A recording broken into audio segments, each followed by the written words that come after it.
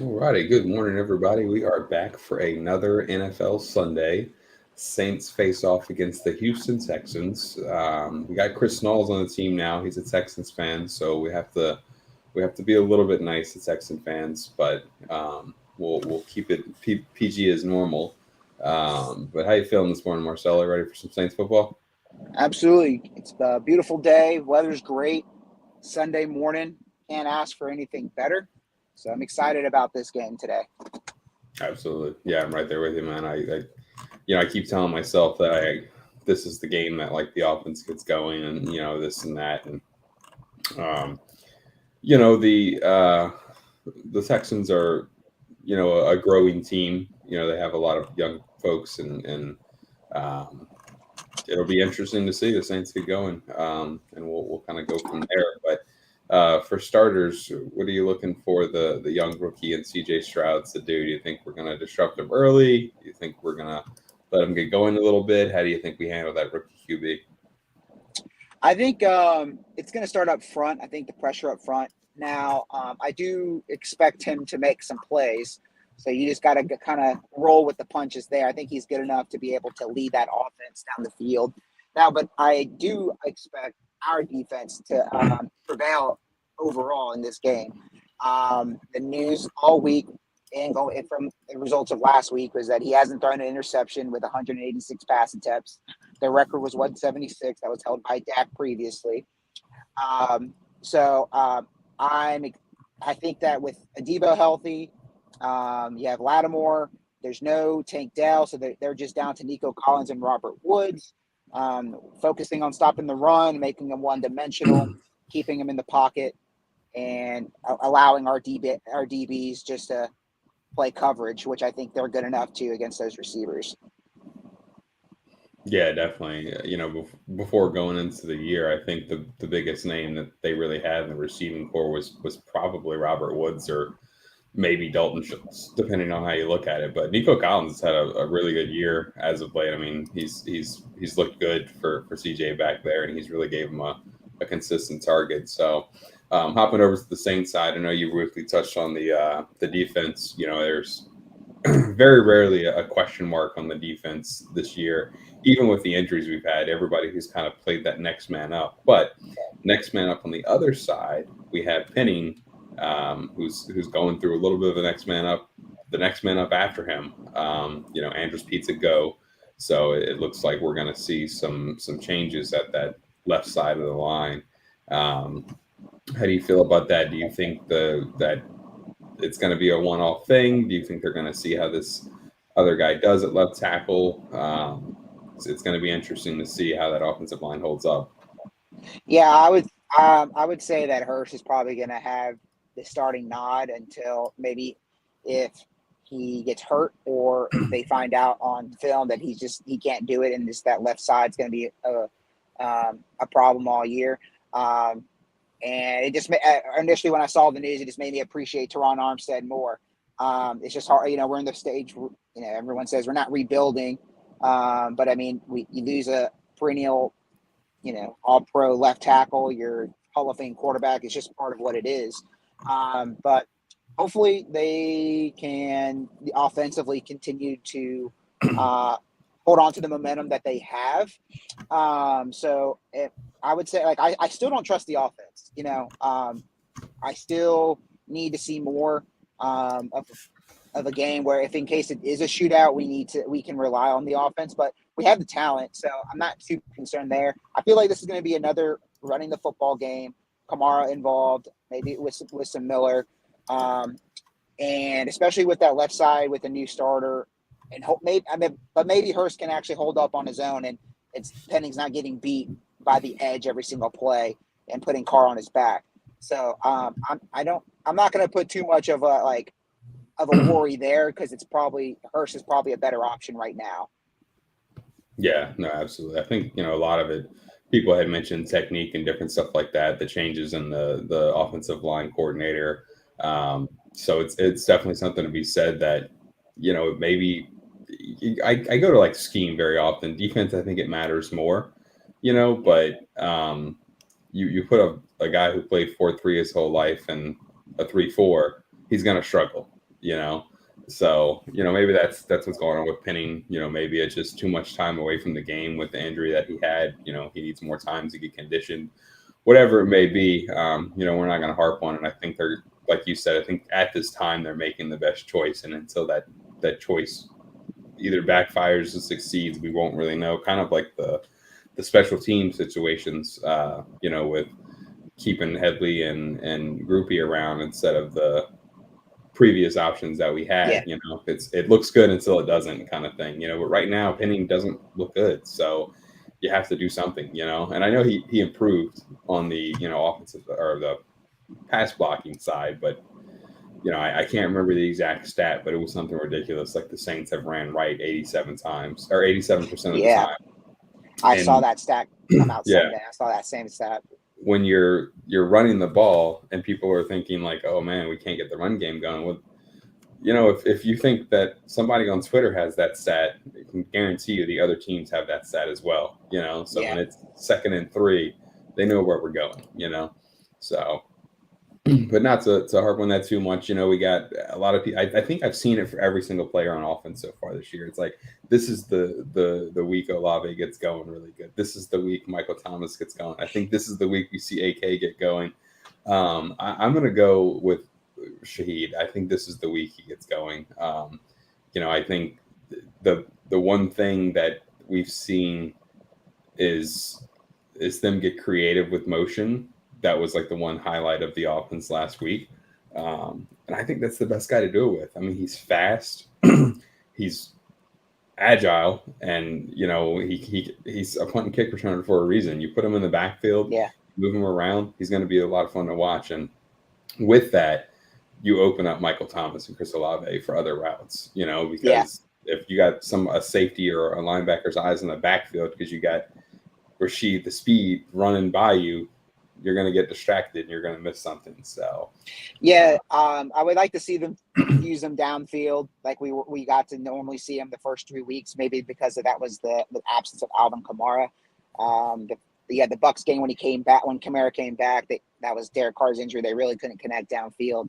Then you had the Patriots game where, it was already a blowout. They didn't really have to push it downfield. They didn't need to. So I don't hate that. I would like to see them try to take a shot there. But just me, I'm pessimistic about the offense. I just need to see more. Hopefully they can dial it up and keep up, because it can get like all of a sudden it's 17-10. We're down by a touchdown when we have a 10-0 lead or something. I can just see that happening. Hopefully it doesn't get to that point. But I think that they utilize Kamara on the ground. I would say my guy, the guy that I'm looking for as far as like who's going to be the playmaker or like what game this is. And this is Kamara's game. I've already taken the bet of over 62.5 rushing yards for Kamara. He went from 11 attempts rushing to 22 attempts against the Patriots. Now I know the Patriots games was out of hand, but I mean, if he gets anywhere between 15 to 20 touches rushing the ball, I would think that he's going to be able to get that number. If he averages even less than 4 yards a carry, 3 or 4 yards a carry, that's within reasonable range. I do expect the defense to step up, maybe create some turnovers and stopping the run.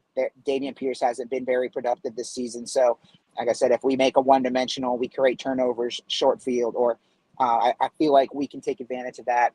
Another play that I've taken as far as in this game is I have C.J. Stroud to throw an interception, plus 116, put a unit on that. So I was excited to do it, just because he got the record last week. So I was like, okay, now is it when it comes. So I feel like I'm just excited about it. If it doesn't hit, oh well.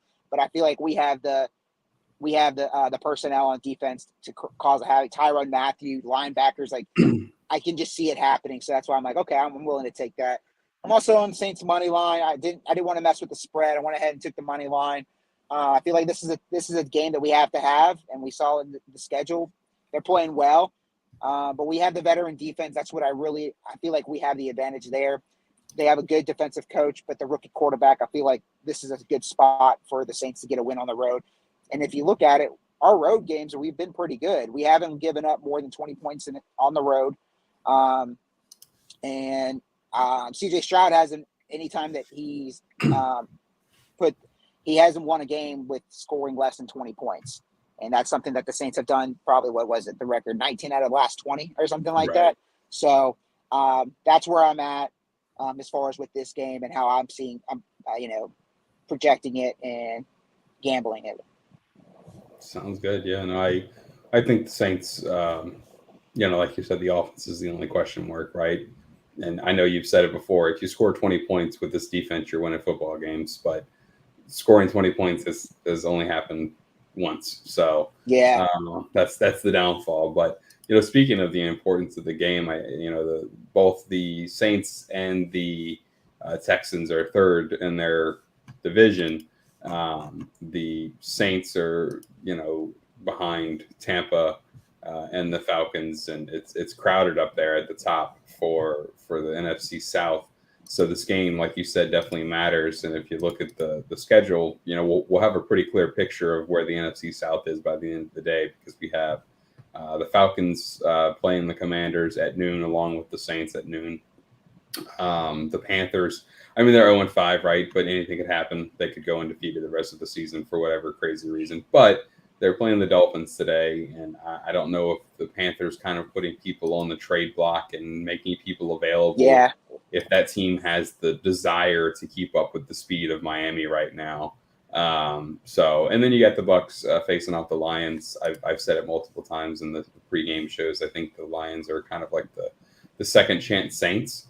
And so I think there's still probably some desire against the Bucs for, Dan Campbell and Aaron Glenn and Anzalone. And, they're not divisional rivals anymore, but they're still NFC. So they're going to play that True. game. Yeah, so. Maybe. Who do you like in that game with Lions going to Tampa? The Lions 3, and it's it's -3 for the Lions. You think the Lions can go in there and win the game? I still like the Lions. I think Baker Mayfield played the Saints like most quarterbacks in the NFC South play the Saints. For some odd reason, they could be having, not that Baker Mayfield was having a bad year by any standards, but I almost feel like and I could be wrong. They'll probably prove me wrong, but I almost feel like the Buccaneers are kind of in like a honeymoon phase right now, where everything's going right, but it's going to take one bad game to kind of put that team off the rails with, a new quarterback and everything like that. So, but I think the Lions take it. I think the Falcons are going to beat the Commanders. Sam Howell has been good, just not consistent enough. And the Falcons, defense is kind of what's kept them around, and got a young quarterback. I would say to go back to that Lions Bucs game, that I would say, if looking at it, the Bucs are at home, they're coming off a bye. I agree, they're kind of in that they've only faced the Vikings, they faced a bad Saints team, they lost to the Eagles, they beat the Bears, but I just think at this spot with the Lions coming to Tampa after a bye, I think that's an upset. So I would say, just looking at it, I think the Bucs win that game today. Now, I think the Lions are for real. They're probably like the third best NFC, maybe fourth best NFC team.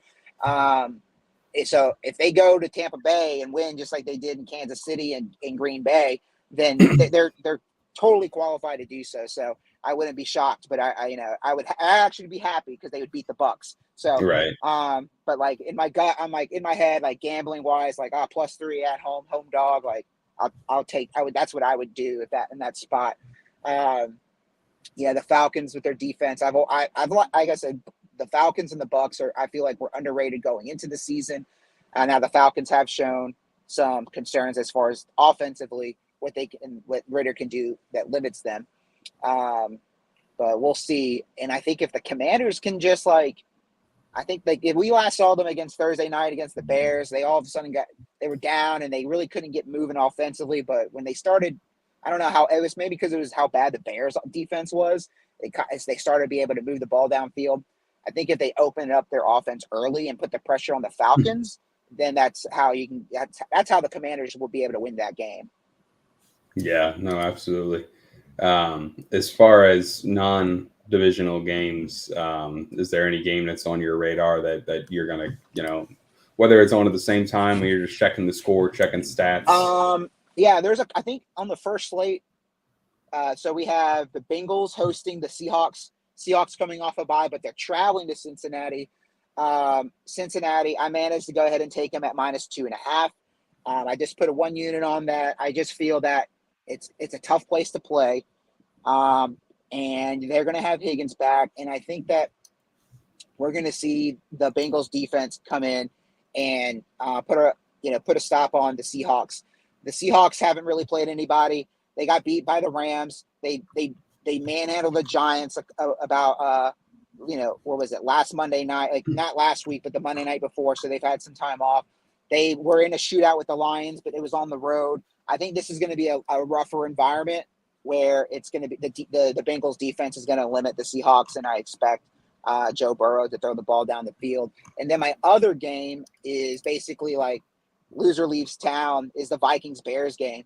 The Viking, like, I wanted to take the Vikings in this spot. They were the favorite on the road. The Bears aren't good. They won their game, and Justin Fields has 2 very good games. But they're not a good football team. I looked at the games that the Vikings have played. They played some decent competition. They played the Chiefs. They were expected to lose that game. The Eagles, they're expected to lose that game. But in all their games that they've been playing, they turn over the ball too much. And it's not like it's Kirk Cousins. He throws some interceptions, but it'll be like a muff punt on special teams or a fumble by Madison. And it's just like, and then when you watch that Chiefs game last week, like KJ Osborne, like not seeing the ball, or like Madison drop, it's like that type of stuff. It's like, I can't trust them. They have to figure it out. And I think it's going to start. They need to run the football.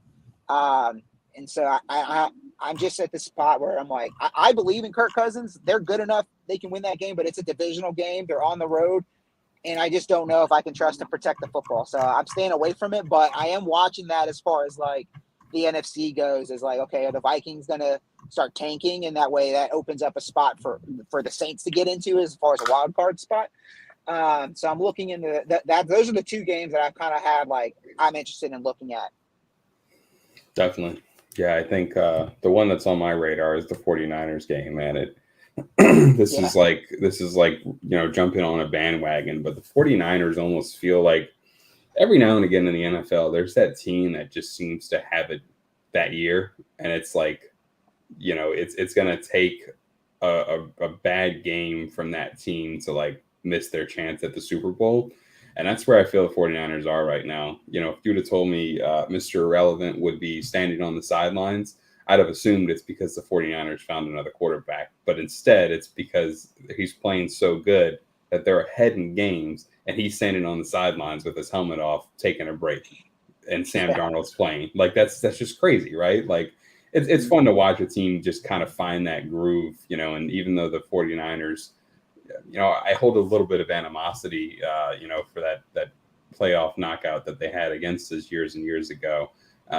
It's still fun to watch a team when everything's clicking. It's good football, and it's fun to watch. So I'll be keeping my eye on that one. We'll kind of jump into betting. I like to do one Saints anytime touchdown scorer, and then one around the league anytime touchdown scorer. I'll give you mine. I think Kendre Miller gets the touchdown today. I don't know what it is. I'm just feeling that he's going to get something close to the goal line.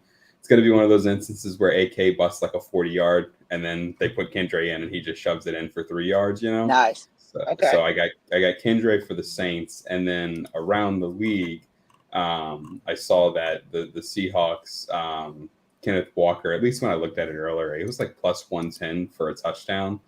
And I just feel like that Bengals defense has just Yeah, go ahead. I'm sorry. Yeah, no, I don't know if the Bengals defense keeps him out of the end zone if they get close, so that's who I like outside of the plus game. money, because I want to say he scored first in like the past like 3 games, and he's also like it's not like McCaffrey level, but he has scored every game. Like, I had to find it, but plus money on Kenneth Walker to score a touchdown. Like, dude, put a unit on it. That's probably going to hit. It should be It should be a minus 120, 130, especially with the. And I was even looking at that total. It's 45. It's staring at me at the face. I'm like, I want to take the over in it, but like the way I was looking at it, like, I think it's going to be more of a defensive battle, so I stayed away from the over. But I like the pick of Kenneth Walker. And as far as the Kendre Miller score in the Saints game, I mean, you're hot as far as making picks for the Saints touchdown. So people take. I don't even know what it is. It's got to be plus 250 probably for Kendre Right, Miller to probably. score. Dude, put half a unit on that and just let's see what happens there. I love that, and I will probably be tailing just because you're that hot. It's So I been love nice that. so far. As far as picks for anytime touchdowns around the league, I'm gonna say, shoot, man. I like Stephon Diggs to score a touchdown. I know that's kind of chalky. I'm trying to think. I kind of like I said, I'm kind of looking at that Bears Vikings game. I think Addison can score a touchdown. Maybe that's a little chalky too. But here's a little bit like kind of go in the weeds a little bit. But Cam Akers to score a touchdown for the Vikings. I think they have to get the what's it called? They have to get the run game going. Madison hasn't looked good. They traded for Akers. I think it's one of those things they get into the goal line and Akers pushes it in. Yeah. And shout out Dave. I just saw that comment, Dave. I was going to bring up Sunday Night Football. I feel like that's going to be kind of a snooze game, and I was going to give out Rangers money line tonight. Plus money against the Astros. You got Montgomery on the bump. Verlander is going to be in their heads. That's going to be a fun series, people. Watch the Rangers Astros for the ALCS, man. Shout out Rangers. Absolutely. Yeah, thanks for stopping by, Dave. We appreciate it, even though if I'd like to find the NFL anytime touchdown score prop for Rangers money line, because that would probably be an insane plus, and we just hope the book makes a mistake. But either way, betting is always going to be fun, even if we lose. So I'll say everybody should tail the Rangers money line, and if you don't get it, just remember it's at the Dave Rainey on Twitter. Just go attack him because you missed the money line. So, but not really. Don't do that. Cool. All right, man. Well, thanks for stopping by. We'll wrap this one up. Again, this is a pregame show for the Saints /NFL, the show to get you in the know. Thank y'all and have a good day. And who dat?